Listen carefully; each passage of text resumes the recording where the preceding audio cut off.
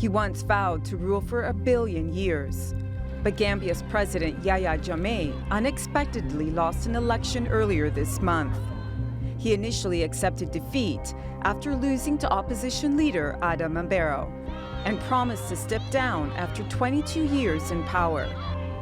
Jammeh has been blamed for a failing economy, and his defeat sparked celebrations across the country. But now he refuses to accept the outcome. I hereby announce to you, Gambians, my total rejection of the electoral results and thereby annulling the elections in its entirety.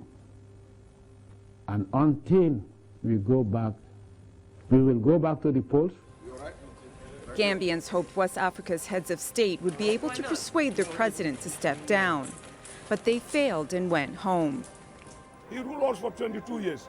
We said king, let's king, and God another hand, so that devolved the country.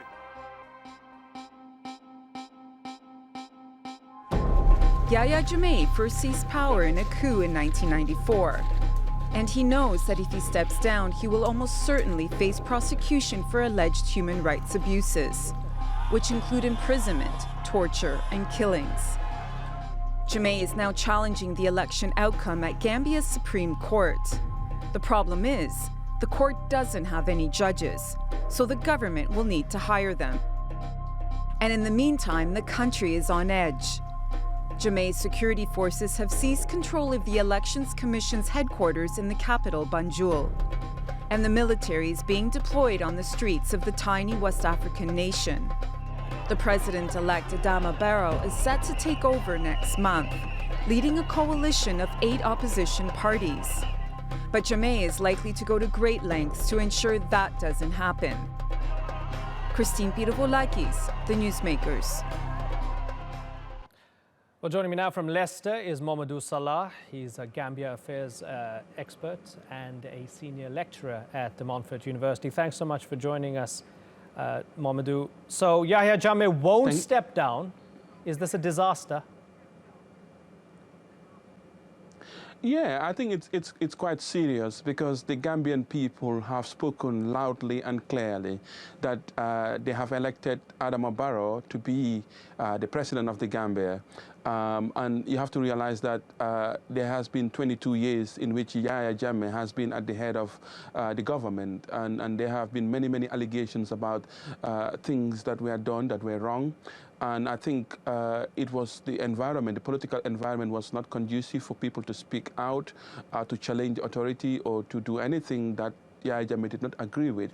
So for the people to muster the courage and to choose to change peacefully through the ballot box, and then started jubilating, and then for President Jammeh to say that I don't actually agree with the will of the people, that I will challenge it, is really quite wrong, and you know, it actually rubs a lot of people the wrong way. Yeah, we were so close because it seemed as if he initially accepted it and then he changed his mind. Now, ECOWAS, the regional body, they said Jammeh must step down next month when his term runs out, and they vowed to, quote, take all necessary action to enforce the results.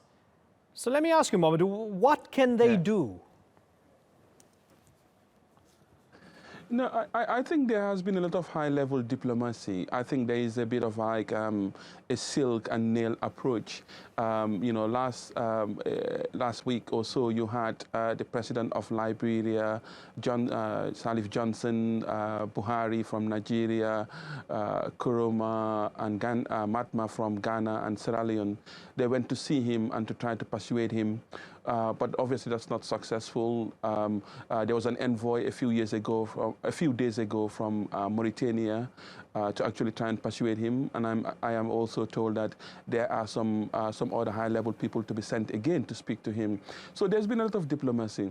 But the bottom line is that whether it's the African Union or whether it's ECOWAS or the UN, they're quite clear that Jammeh has lost quite clearly and categorically the mandate of the people, and therefore he needs to live in peace. Whether he's going to live in peace or whether he's going to live in pieces, I think that's a bigger question.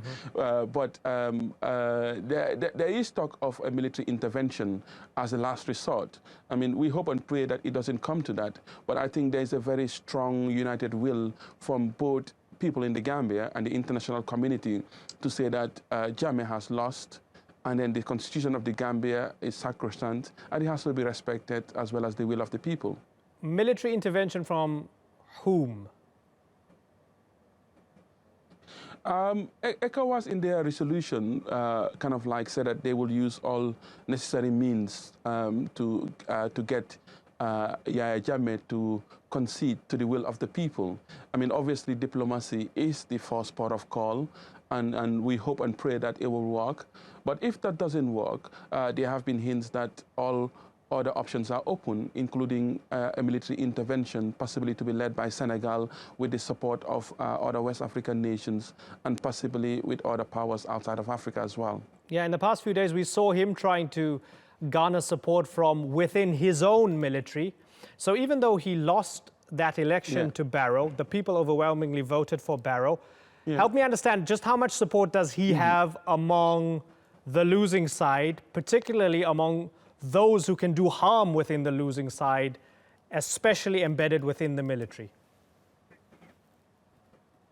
I mean, before we talk about the military, I think we need to say that almost every major civil society organization in the Gambia has come out to actually condemn the statement by President Jammeh from the Bar Association, which actually said that his action of annulling the election tantamounts to treason. These are very strong words.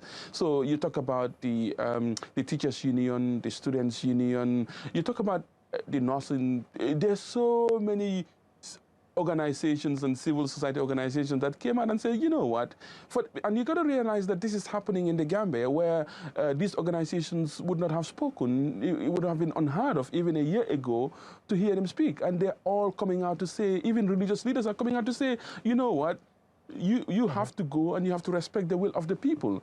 Now, in terms of the military, I mean, I think that's a bit of an unknown quantity.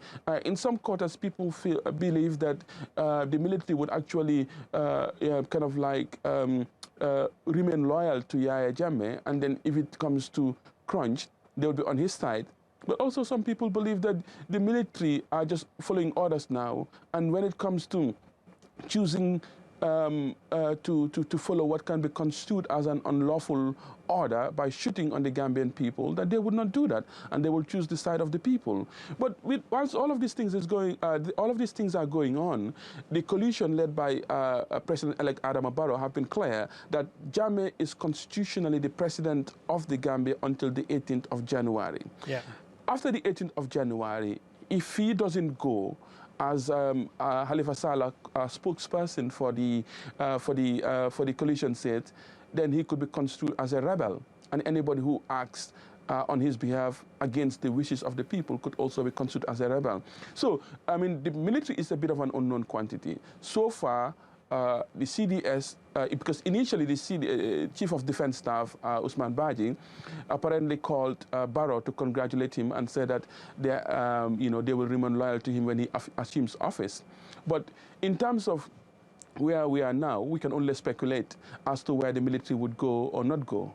Yeah, and I just wonder, with the benefit of hindsight, if some members of Barrow's party are now regretting what they said in the immediate aftermath of the election. When Jammeh was accepting the results, when they were threatening to imprison him and so on, I wonder if they regret that maybe they just poked his ego a little and maybe he decided to then double down. We'll never know. He's not stepping down as things stand. Hopefully he does and follows the will of the people. Mohamedou Salah, good to have you on the program. Hope to have you on the program again in the not too distant future. Thanks for joining us.